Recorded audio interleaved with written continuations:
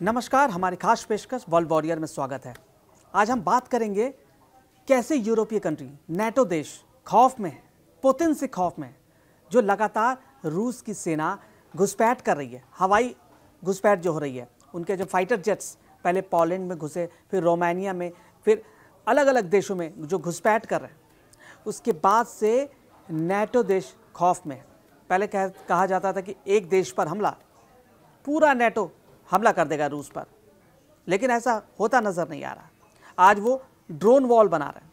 आज इसी खास मुद्दे पर हम बातचीत करेंगे। हमारे सहयोगी हैं दीपांशु, ये बताएंगे, अंतर्राष्ट्रीय खबरों के अच्छे जानकार हैं, और ये बताएंगे कि कैसे नेटो खौफ में है। ट्रंप भी अब साथ नहीं दे रहे, ट्रंप भी साथ नहीं दे रहे। तो बताइए दीपांशु, ऐसा क्या पुतिन ने सिर्फ फाइटर जेट ही तो भेजा था 10 मिनट 12 मिनट के लिए, उसी में हड़कंप मचा हुआ है।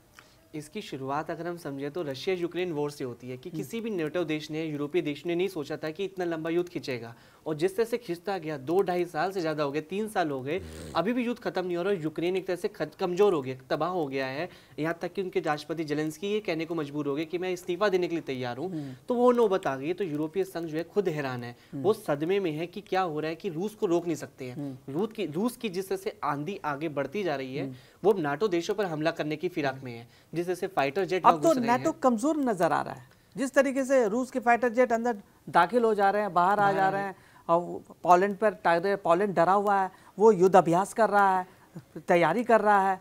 कहाँ है ट्रंप, कहाँ है अमेरिका, कहाँ है पूरा यूरोप? 32 देश हैं, और कैसे फाइट करेंगे पुतिन को तो पूरा मोर्चा 3 साल से ज्यादा हो गया, युद्ध कर रहे हैं। उनको तो पता है कि कभी भी ध्वस्त कर देंगे वो। नाटो की जो पहचान थी वो अमेरिका से होती थी, और जब अमेरिका ही उसके साथ नहीं खड़ा है, नाटो को हमेशा कहता है कि मैं खत्म करने पे बिलीव कर रहा हूँ। क्यों? क्योंकि जो ट्रंप है, जब से राष्ट्रपति पद पे आसीन हुए हैं, तब से जिस तरह से वो अपना स्टैंड बदलते रहते हैं, नाटो देशों में भी खलबली मच रखी है, क्योंकि उनको विश्वास नहीं हो पा रहा है कि क्या अमेरिका हमारे साथ खड़ा रहेगा, क्योंकि नाटो आज भी अमेरिका पर ही टिका हुआ है। अमेरिका ही वो नींव है। अगर अमेरिका अलग हो जाएगा तो नाटो में कुछ है ही नहीं, वो स्ट्रॉन्ग मजबूती ही नहीं है। यही वजह है कि नाटो देशों में खलबली मच चुकी है, जिस तरह से आपने बताया कि वे ड्रोन वॉल बनाने को तैयार हो चुके हैं, क्योंकि रूस के जिस तरह से ड्रोन घुसपैठ कर रहे हैं, अब उनको किसी तरह का डर नहीं है। रूस के जो राष्ट्रपति पुतिन अपने एक साफ क्लियर संदेश दे चुके हैं कि यूक्रेन को वो हाथ से जाने देने वाले नहीं हैं। वो चाहते हैं कि यूक्रेन रहे, और यूक्रेन की जो मदद करेगा, जो बॉर्डर इलाके हैं, उन तक वो अपनी सेना तैनात कर सकते हैं। यूरोपीय संघ ने रूस के हवाई घुसपैठ को रोकने की ठान ली है। सीमा पर ड्रोन वॉल लगाए, ड्रोन वॉल। यूरोपीय संघ ने अपनी पूर्वी सीमा पर ड्रोन वॉल स्थापित कर दिए हैं, और यह औपचारिक घोषणा भी हो गई। तो मुझे ये बताइए, इतना खौफ पूरे यूरोप को एक पुतिन से इतना खौफ है कि वो ड्रोन वॉल लगा रहे हैं। उनको लग रहा है कभी भी हम पर हमला हो सकता है। जो भी उनके आसपास की कंट्री तो टारगेट पर हैं, डेनमार्क, रोमानिया, पोलैंड, जो सबसे ज्यादा जो टारगेट पे है पोलैंड है। एक अकेला पुतिन 32 देशों पर, यूरोप के 32 देशों पर हावी है। वो अकेला ही जो देश है, वो अकेला ही लड़ रहा है, और 32 देश उसके सामने हैं, फिर भी कुछ नतीजा नहीं देखने को मिल रहा है। यहाँ पे जो रूस की जो स्ट्रेटेजी है वो एकदम क्लियर है कि मुझे यूक्रेन पर कब्जा करना है, यूक्रेन को नाटो में शामिल होने नहीं देना है। और यही वजह है कि अब वो ड्रोन जो है, एक तरह से ड्रोन वॉल की जो खबर हम सुन रहे हैं, औपचारिक मान्यता भी मिल चुकी है, स्वीकार भी मिल चुका है, वो दर्शाता है कि नाटो देशों में खलबली मच चुकी है। वो ये दर्शा रहा है कि रूस कभी भी उन पर हमला कर सकता है। और अब नाटो की वो वाली बात, अब पुरानी बात रह गई है कि एक देश पे हमला मतलब पूरे नाटो पे। कहाँ कोई एक्शन हुआ? बोला कि अब कोई जेट आएगा तो हम अब मार गिराएंगे। लेकिन इस ड्रोन वॉल का मकसद क्या है? इस ड्रोन वॉल का मकसद है ड्रोन का पता लगाना और फिर उनकी रोकथाम, उसको रोकना। यूरोपीय संघ ने रूस की लगातार एयर स्पेस घुसपैठ के बीच अपनी पूर्वी सीमा पर एक सुरक्षा कवच लगाने की घोषणा की है। ड्रोन वॉल क्या है? ये सुरक्षा कवच है, उस देश की सुरक्षा कवच बनेगी। कब तक बनेगी? इससे क्या होगा? क्या इस ड्रोन वॉल से, आप सुरक्षा कवच से क्या आप डरा लोगे? इससे तो आपका डर सामने आ रहा है कि आप खुद डरे हुए हो। इसका मकसद दोहरा है। इसका मकसद, 2 मकसद हैं इस ड्रोन वॉल के। पहला, ड्रोन का पता लगाना और फिर उसे रोकना।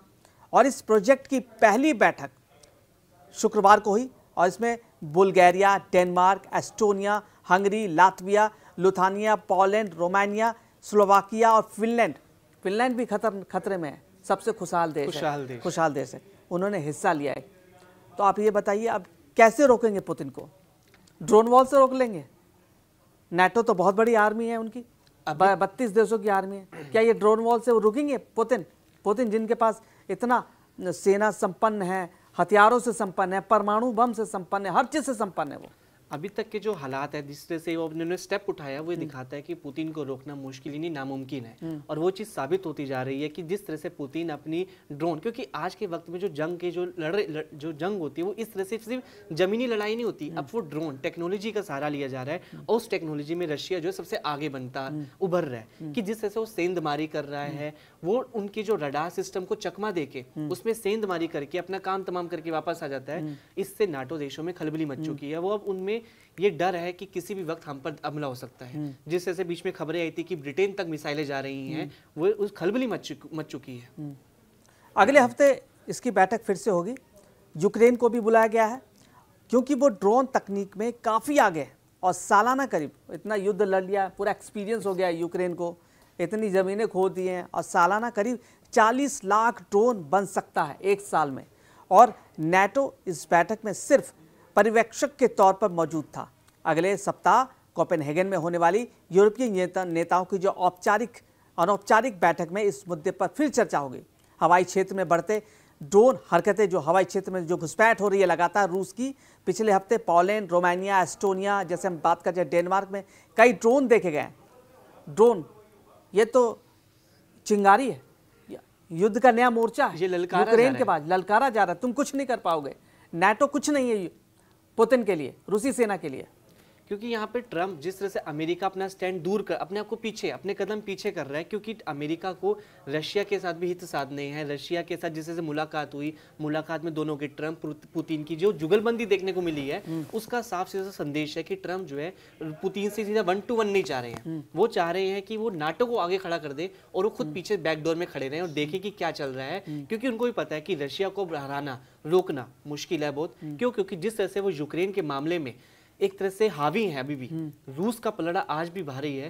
इससे अमेरिका तक भी दहशत में है, समझ चुका है कि रूस जो है अब वो पुराना रूस नहीं रहा है जिसको दबा सकते थे, प्रेशर बना सकते थे। क्योंकि साथ में अब रूस के चाइना भी है, नॉर्थ कोरिया भी है, जिनके पास हाइपरसोनिक मिसाइलें हैं, ड्रोन है। तो अब अमेरिका को खलबली मच चुकी है। और एक तरह से दूसरी तरफ नाटो देशों की बात करें तो वहां पे भी आर्थिक संकट है, वहां की इकोनॉमी भी चरमरा रही है। तो इसको बड़ा युद्ध सहन करने में सक्षम अमेरिका खुद नहीं चाहता, डोनाल्ड ट्रम्प नहीं चाहते, वो तो हथियार बेचना है उनको, बस यूरोप को हथियार बेचना है, यूक्रेन को हथियार बेचना है, उनको लड़वाना है।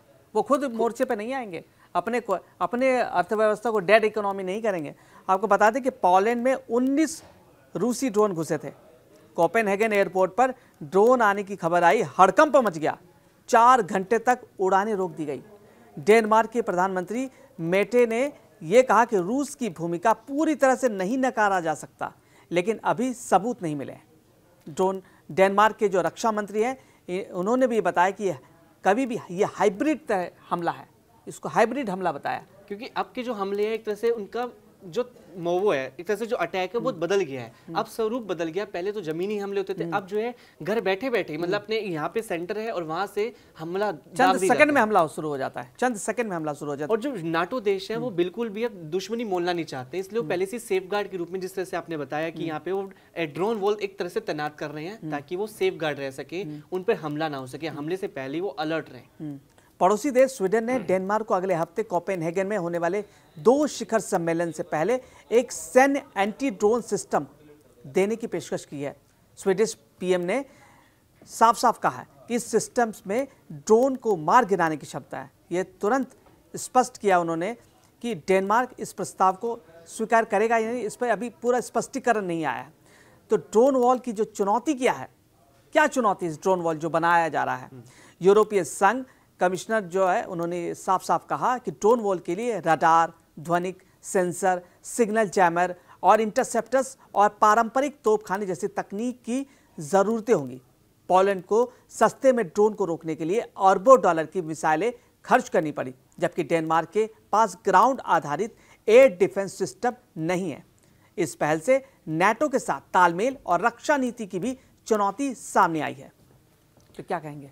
मतलब कि रूस से उनको लड़ना भी नहीं है और रूस से अगर वो सेफ गार्ड के लिए अपने जो स्टेप्स उठा रहे हैं उससे उनको हानि भी बहुत हो रही है, उनका पैसा। आप नहीं चाहोगे तो पुतिन छोड़ देंगे क्या आपको? बिल्कुल पुतिन नहीं छोड़ने वाले। आपको अपनी तैयार, अगर वो कल युद्ध कर दें पोलैंड के साथ कि हम कल युद्ध करेंगे, तो आप क्या करोगे?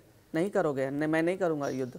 युद्ध करेंगे, लेकिन यहाँ पर वो अपनी अर्थव्यवस्था भी देख रहे हैं कि उनके अरबों इसी डॉलर में खपाए जा रहे हैं, वो इससे बचना चाह रहे हैं, तभी वो इस तरह की पुतिन भी ग्रेटर रसिया के फिराक में है, ग्रेटर रसिया के फिराक में। और उनका मकसद जो है दिख रहा है, वो यूक्रेन पे जिस तरह से हमला करके उसके इलाकों पर कब्जे कर रहे हैं और कब्जा करने के बाद वहाँ पे उसको स्वतंत्र घोषित कर देते हैं, वहाँ पे इलेक्शन चुनाव करा देते हैं। वो साफ दिख रहा है कि वो अपना विस्तारवादी नीति, जिससे चाइना एक तरह से बदनाम है इस चीज को लेकर, वो अपनी दीवार, जो चाइना की दीवार फेमस है कि वो फैलती रहती है, सेम वैसे ही जो रशिया है वो भी अपने विस्तार कर रहे हैं अपने एरिया को। रूस के आक्रामक युद्ध ने यूरोपियन यूनियन को खुद की सुरक्षा मजबूत करने के लिए कदम बढ़ाने पर मजबूर कर दिया है, पूरी तरह से मजबूर कर दिया है।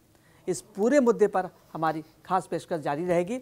रूस यूक्रेन युद्ध पर हमारी ये जो खास पेशकश थी वर्ल्ड वॉरियर आगे भी जारी रहेगी। हम thank you very much Deepanshu, हमारे हर मुद्दे हमारे एक्सपर्ट हैं और हर जानकारी देते हैं, गाज़ा का हो, रूस यूक्रेन का हो, हर जानकारी देते हैं, हमारे दर्शकों तक पहुंचाते हैं। तो आप ये हमारी खास पेशकश वर्ल्ड वॉरियर देखते रहिए और कड़क को सब्सक्राइब कीजिए।